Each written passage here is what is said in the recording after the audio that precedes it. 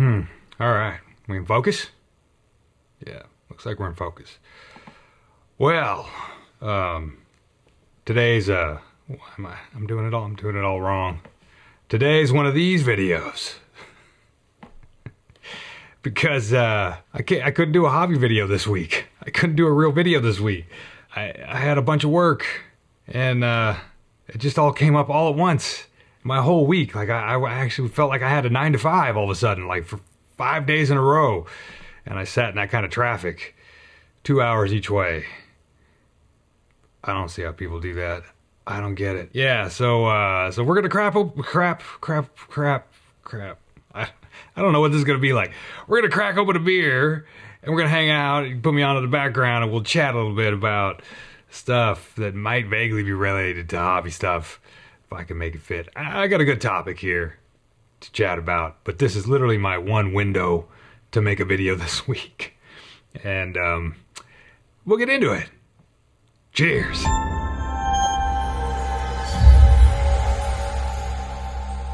Greetings, good humans, and welcome to Tabletop Alchemy, where sometimes we pull a video out of nowhere, or the place where the sun don't shine, because we didn't have any time to do anything else, which I already talked about.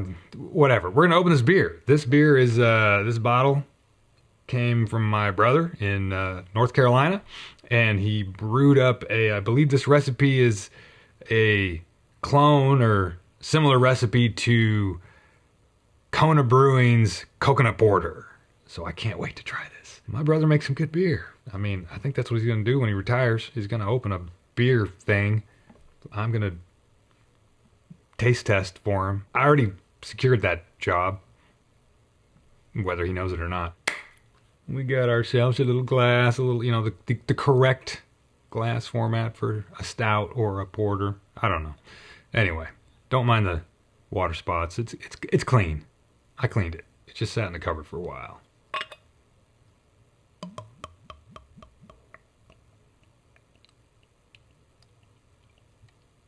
Now, some of you might be upset that I didn't pour it so there was a nice thick head on there, but it's all good. Look at that. Oh, it looks like coffee. Ooh. Vaguely smell the coconut in there. There's a lot of different smells in there. It's got like a creamy coffee vibe, even though I'm pretty sure there's no coffee in this.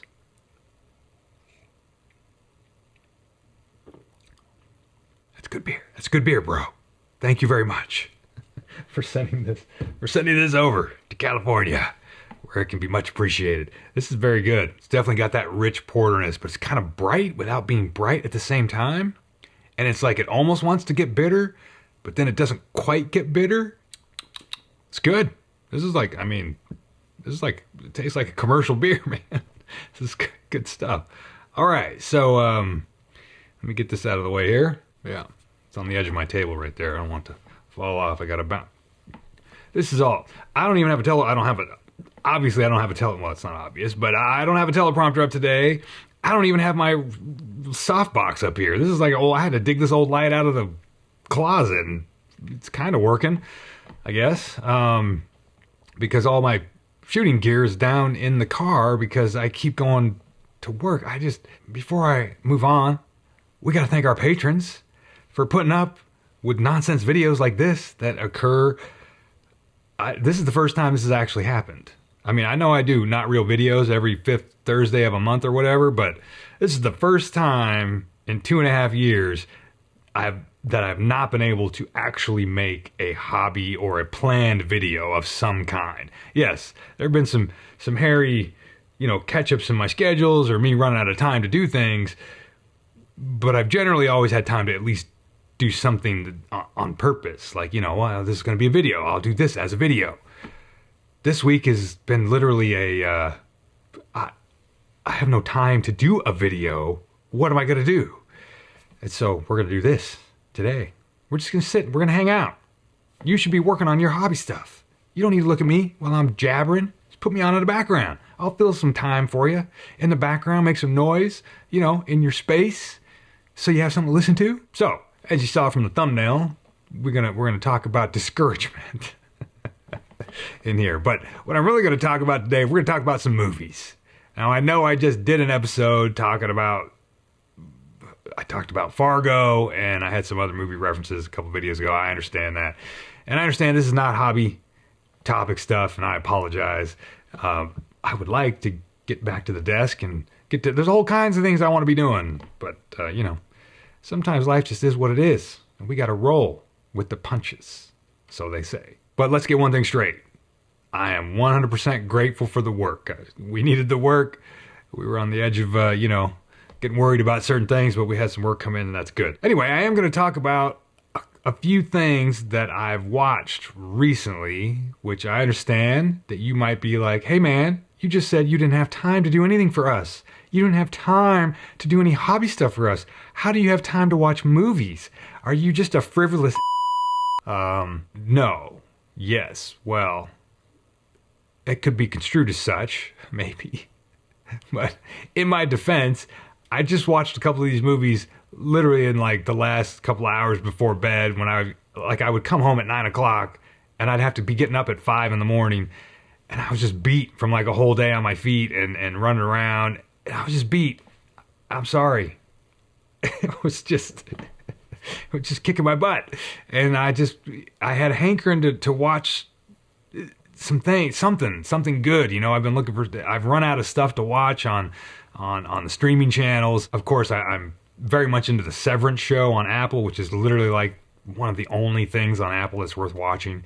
But that's on like a week-to-week release date at this point, so I only get one every Friday. Just wanted to sit down and watch something.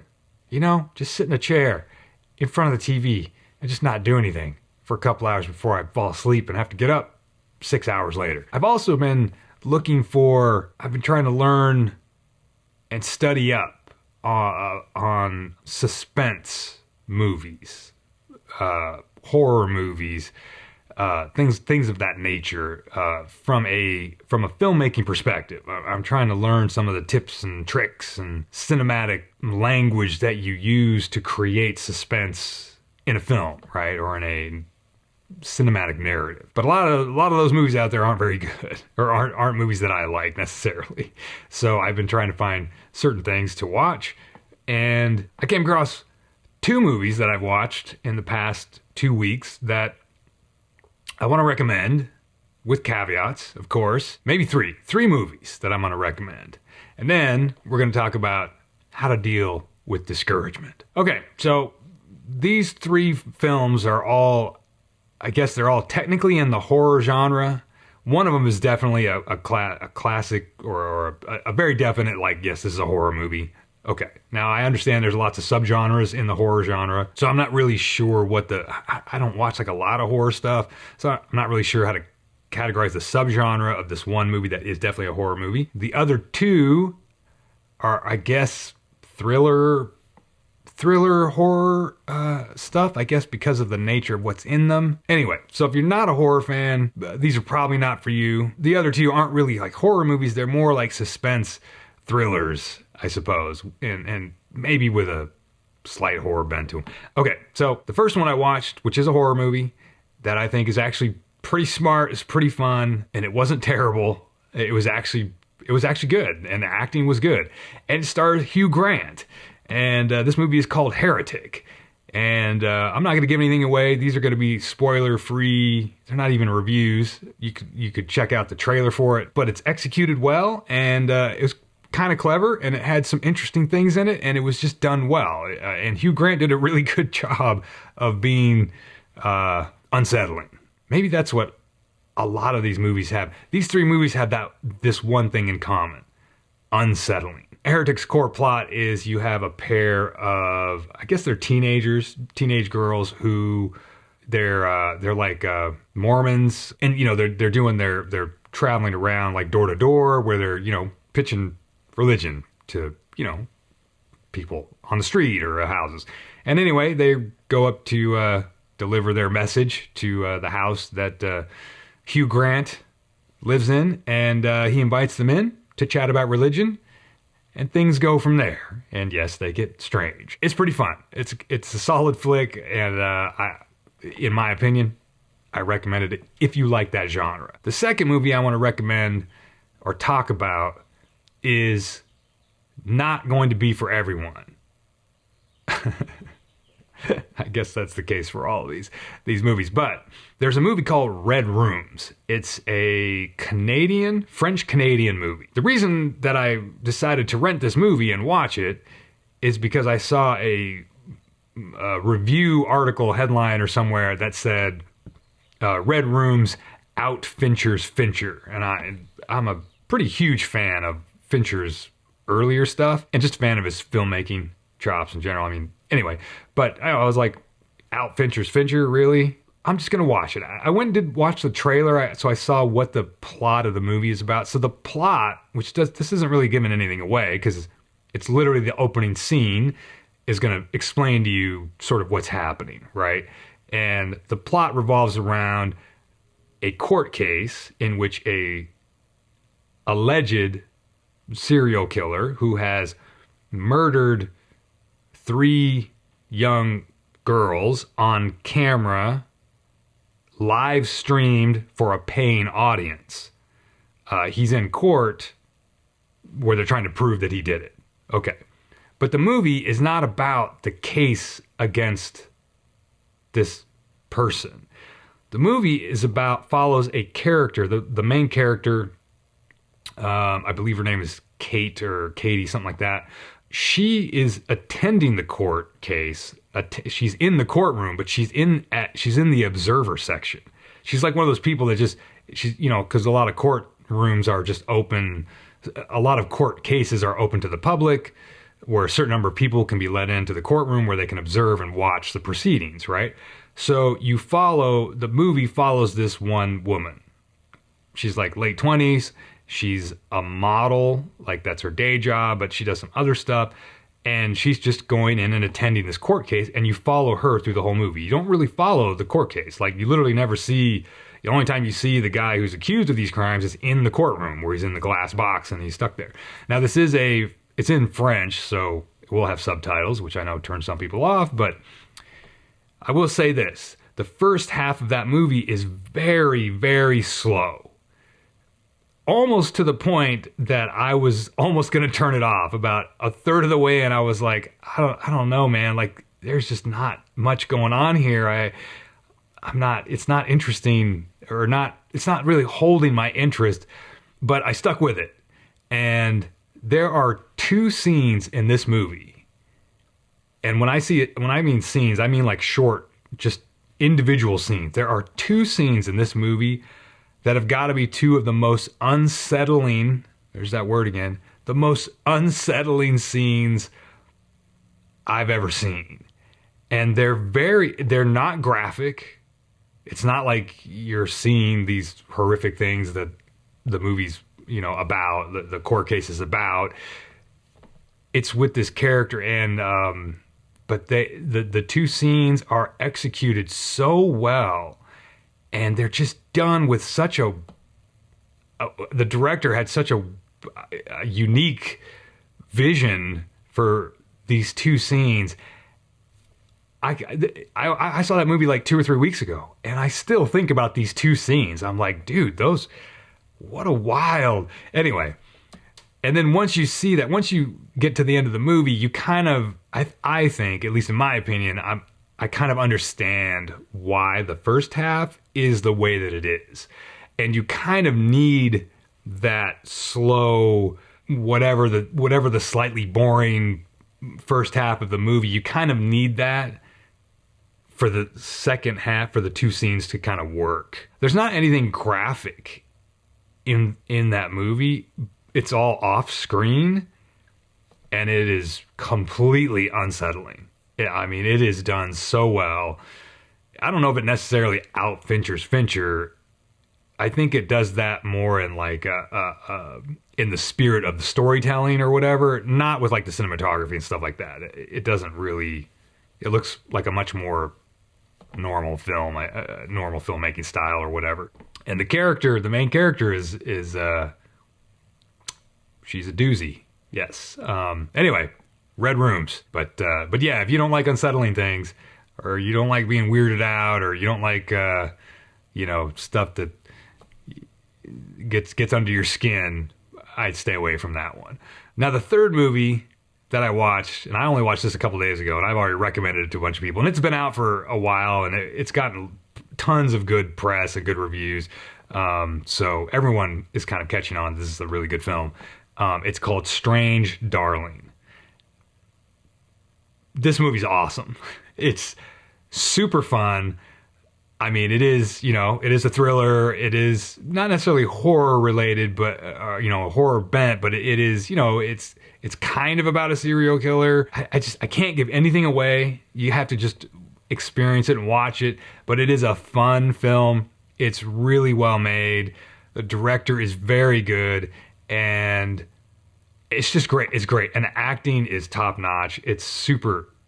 The main actress is fantastic. I can't really say anything about the plot, anything like that. It doesn't matter if don't even watch a trailer. Go into it as cold as you can. But even if you've seen the trailer, and even if you think you've like figured something out about it or whatever, it doesn't matter. It's a fantastic. It's just a good movie. It's a fun, entertaining movie. It's not for kids or anything like that. It's definitely R-rated, and the way the director tells the story is very fun. It's just good.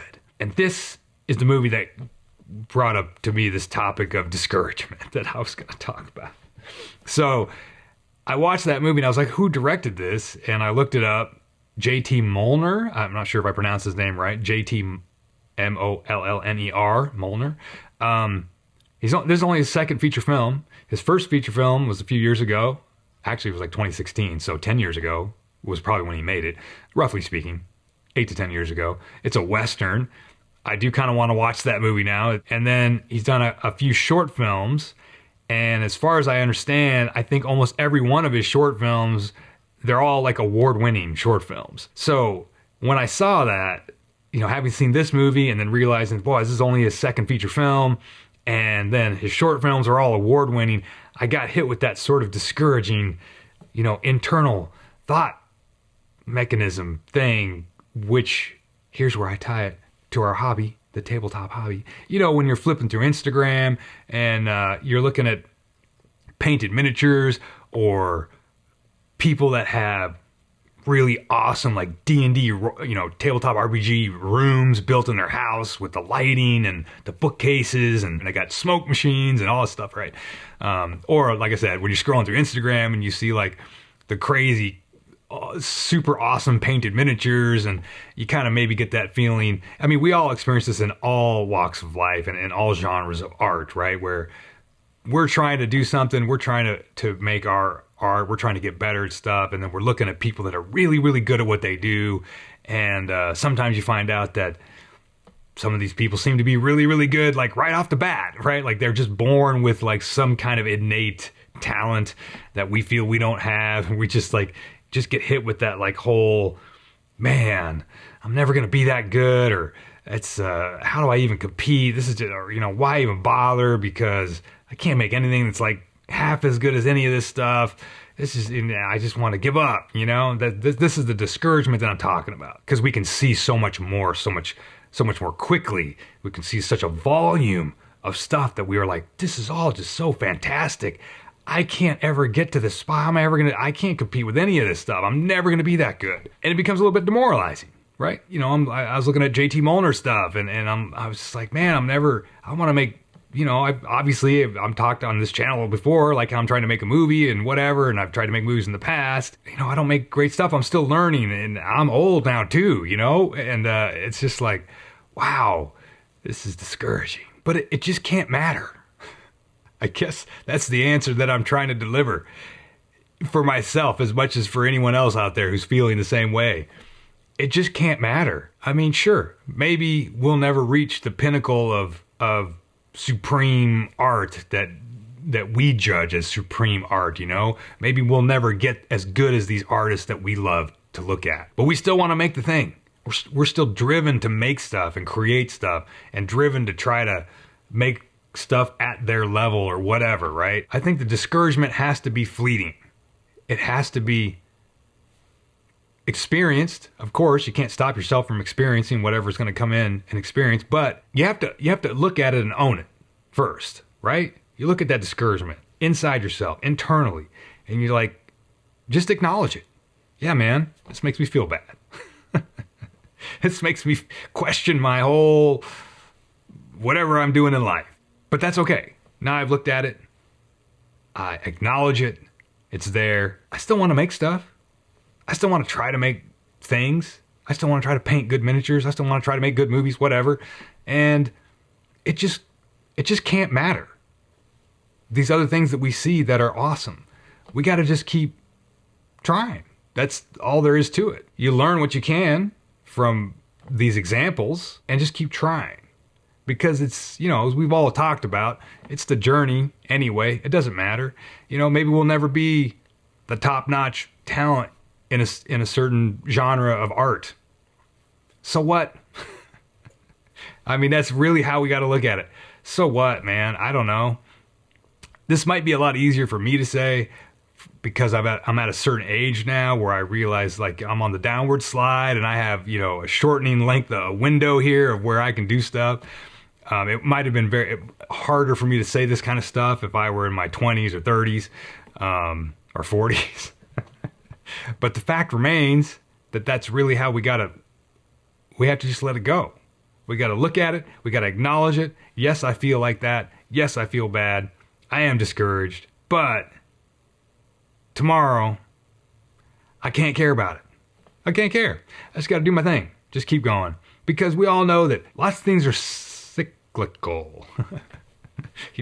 I knew that word, I was going to say it. We got ups and downs. We talked about the roller coaster of life, etc.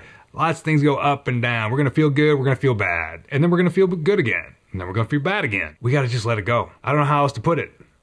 We just got to let it go. But you can't let it go unless you acknowledge it first. Just acknowledge it. Feel bad for a minute. It's okay. Whatever. Just be like, yeah, man, I'm not there. That dude is really good at what he does. She's like badass and I'll never get to her level. Okay. So what? So what? You just got to dive back in and just do the thing that you feel good about doing. Just do the thing that you're driven to do. At the very least, you'll keep getting better by doing stuff, right? By experience and practice and everything else, right? Practice is a big thing. Some people are just, better than others at doing certain things. That's fine. That doesn't mean that somebody who isn't good at doing something can't get good at that thing. There are countless examples of people that maybe didn't have the talent, but they had the tenacity. They had the persistence to keep trying. So, yeah, that's my pep talk, which is probably more for myself than anybody else out there. But, I thought maybe it's nice to chat about things. It's nice to commiserate with anyone else who has a common feeling or whatever. But yeah, anyway, those three movies I recommended, I stand by them. I think they're pretty great. If you guys, now this is a serious request here. If you guys out there have any top-notch, good recommendations for movies that you feel are really good with suspense. I mean, I've seen a lot of the classics, but if there's new stuff out there that you think is really good with suspense, like don't recommend to me like Barbarian because that movie is terrible. Now that I've alienated a bunch of people. The first half hour of that movie is super fun. But then after the real thing starts, that movie's it's not great. Oh, there was one other thing I was going to chat about too. I was going to bring up. I watched The Gorge, which is a feature film that Apple produced for Valentine's Day. And there's a reason I wanted to bring it up. It is not a good movie. It's a bad script. It has some okay effects. It has some okay camera shots in it. I did fast forward through quite a bit just to get through it and check it out. But the reason that it was like vaguely interesting is because it's definitely got it has a Shadow Deep vibe to the situation that is set up in that movie. You could literally see that in the trailer. If you watch the trailer for The Gorge, you're like, oh yeah, that's like the Shadow Deep sort of. It is interesting how they kind of approach the Gorge thing, the Shadow Deep sort of thing. There are some definite resonances there with the Shadow Deep, and when they get down in there and you kind of see what's in there, there's a few things in there that are kind of like reminiscent of stuff I have in script for the Rangers of Shadow Deep movie, and it's just like stuff like that happens every time. I mean, it just does. You know, we see that in studio produced movies, right? You know, one movie comes out and then another movie comes out a week later. It's like the same thing. You're just like, what's going on here, man? Like, how did that happen? There's a common zeitgeist. There's a common unconsciousness, whatever. I'm at the age now where I realize, you know, that stuff just happens. 15 years ago, that stuff would bother me quite a bit and maybe almost make me stop working on something because it's like, oh man, I was working on this thing. It's a classic example of William Gibson, the author, was writing Neuromancer, his first cyberpunk book, after he'd written a bunch of short stories. So he's hard at work on Neuromancer, which is a fantastic book, pure cyberpunk, right? I mean, he coined the term cyberspace in that book. So he's writing it when Blade Runner is released, and he was like, "Oh man, like they did it." It's like they did the thing already. When I found that out, I was like, man, the fact that you pushed through and finished the book out, obviously it's a different story than Blade Runner, but the world is very cyberpunk. I always think of that when I think of things like this, where you see things. So anyway, so the Gorge came out and it's got these things, and that there's stuff down in the Shadow Deep area where I was like, oh man, that's like, dang it, that's like kind of similar to what I was created, but I don't care. It's fine. It's not the exact same thing by any means. It's just certain things have echoes in there, but so what? So what? Discouragement. So what? Okay, guys, that's it. I've rambled and whatever, and I have to like go. I got to cut this and get it up so I can go back to work tomorrow and do the day job stuff, which again, I'm not complaining about. I need to work. It's good. It's all good. So I hope you guys have a great week. Hope everything's going well. And remember, if you get discouraged, just own it. Acknowledge the discouragement and then carry on. That's what you spent all this time listening to me babble about, just to hear that. Yeah. Get discouraged and carry on. That's the trick. All right. See ya.